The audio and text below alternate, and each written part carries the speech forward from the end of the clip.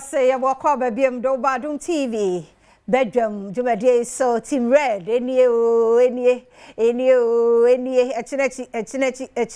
Team Red, Miss Wow, Bebano, the women never do t-shirts, Cassabi and Yetchi. Team Red for wow, Beba, a cacrebi, to wow, Bebano, Brabe woman, a jo dear, and Mahome, the Humoha. Never jo dear, Team Red, Team Red, Team Red. Family of 5 year to 50 Ghana cedis. Fan chronic home, mommy need daddy mumra, na fan chronic home, ye beji any be brave, a good ye be brave, because so, Eddie among crano, Mr. Sawo Bonso, wow, no family no, no, I be kakra, and so kakra, drinks kakra, Adriane kakra, that's a saying now ye did so, a picnic kind of family party. And yeah, you know, some minutes so the new judge, many more. Oh, Adamenda, I can't wait to see you all. Legon Botanical Gardens. Since Mr. Yamra, near for Domo, Domeradia, Yado, Team Red. Ah, Yanke, Yanokeko. Aye, NADOM for Red, NADOM HERBAL Center for Adom. Abanani di anymore NADOM HERBAL Center into dog so shine red na other staff members so asho mo red munyina mo mra fi say red dia wo mu a apomoden pa nyamesom pa enkomo esiesie fie ni ade na say me kon do ahoma so ye mo nkomo yinsa ni awo enkwa hia health tips live worship and ade biem kra chese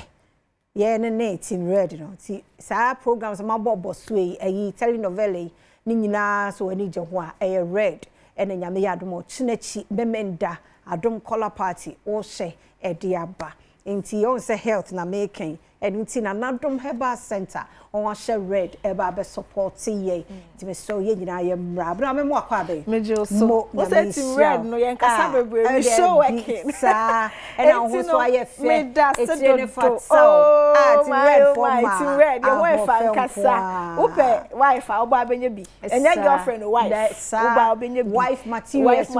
wo me so bomra ya me ya Adom memenda ye nyina ye mra na before memenda no bedru no also sesi ohun sie oba eso nya pomodin pa be ma infections nya se clear nti enti abna ofi NADOM HERBAL Center eni edi nkomo ba yensa bo akwa baby mejo so me nuaba ebusia me di nchia kese efi NADOM HERBAL Center ebre obibia ohwe yen anope NADOM ye na produce na fa X-Vein mixture na fa X-Vein capsules na fa Lady Clean and afi so na fa Malamix NADOM garlic bitter syndrome bebre na medical mo boso anope me sha say the freeway small but mighty na fa Lady Clean na fa Lady Clean Saturday do na so when your infection na sister we ni echi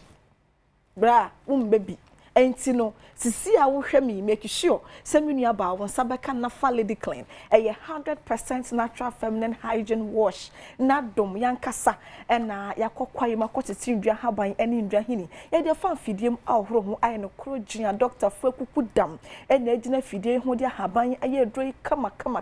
se na me kan no aye purely herbal unko yuzu wie enkonko ni akira sembia da bi me nua ba sa hemfie honom ekeka wo enso abegu ahemfie honom scratching we no scratching so we ni hwe en carbon bi sebi efra hemfie honom eba before and after our menstrual cycle no aya wan kasa untumi kwa engina enka efri honom eba enti make sure se anope won sa ebeka nafa Lady Clean ebeboa na esiesia hemfie honom kama ebia wo wie ye na nasa abrabo mu nsem ntina ma hemfie honom ebie hemfie honom agija upese osanso siuda de mu tisa kwala mo no na eno anie nafa Lady Clean sawa kakra hye ho enti be hwie liquid na gum na de oda kwa ha mechira wo de be hye hemfie ntumi fa hye won so squeeze liquid ni guma ebe siesie honom ni na kama e de amount tumi se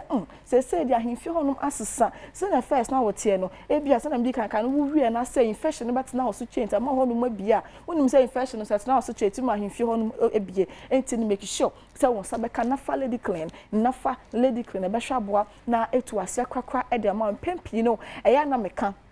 se bibi shase se edan ne ho adi ewani padwane ni akai na hye no so se ewo moje ne mu ente wo se wutu wase enso begu ahemfie wo se bio enke efra ahemfie honom eba ahemfie honom ebia wo ye ho hwea enye ye okunu ba wo nchen kwa na ato na yem hyehye ahwe ewo mogya ne mu nte wo se wutu ase ne mom bibi na eda na di ewo ahemfia mo hu se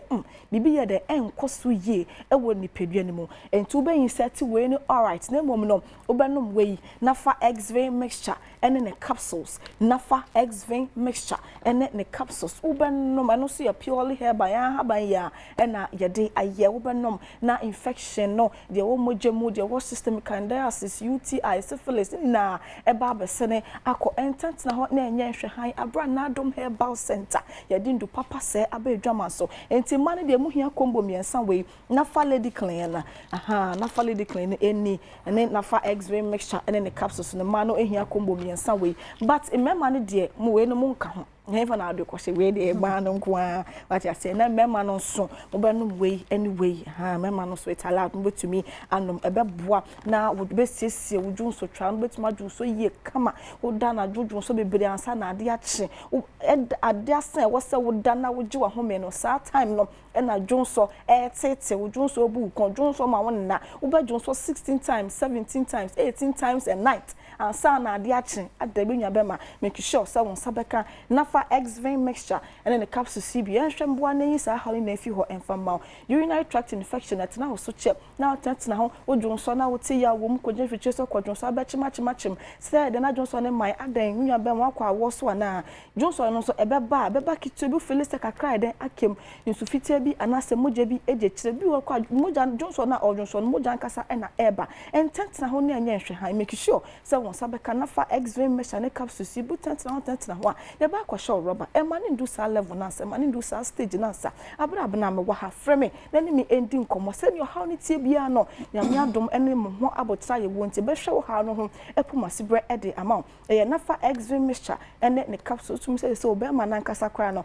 ahya ase se esesa color aye color no na ye color bin so begu ano asan so efon eye ketekete ekokoshem entent na ho na enya hwe ha make sure se wonsa ebeka nafa X-Vein mixture ene ne capsule si bia be hwe aboa na etu sa ha na sini na e de amount minya be ma wo ho na wa yase e ya wo ya enke ma no mbo mo so munya eye abdominal pains so be ma na wa yase e ya wo ya se entent na ho make sure se wonsa ebeka nafa X-Vein mixture ene ne capsules e be hwe aboa na e sa ha ni na efi ho no mo e de amount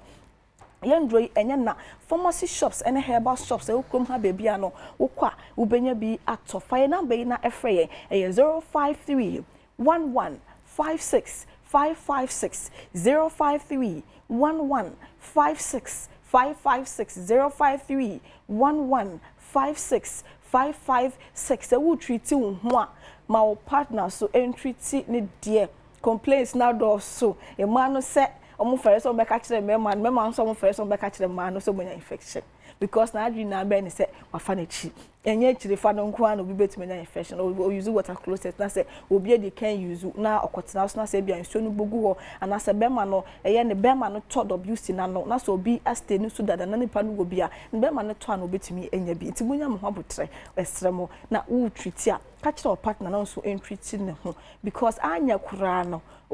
infection no eba aye no oni na hia mu hia aye so automatically ono so enya bi nti wo treat ho a mesre wo se ma wo partner so entreat ne de se na betume to ase kra anya sa na so oba ne treat one party treat na the second party entreat ne dia ebe ye wo ho saa nti no wo treat ho a make sure so partner so ebe treat ne ho se nsuo no so do ne aba betena 247 na eto musi panties ne underwears na anwa mesre se obeto so ohon so wan ye ho ne mu yi a utunya infection edi free ho enti ne mesese ne how ne tie bia se ya wo mu se menstrual pains and disorders se ne tie bia no fabada NADOM HERBAL Center se ne how ne tie bia ho dro ho me depression natural craft for me se ne how ne tie bia no ye behwe na ya pe ho pomasibre ya de ama fire number no e 053 11 56 556 053 11 56 556 me say so jeja ho na fitina kosi china unya infection a unkobi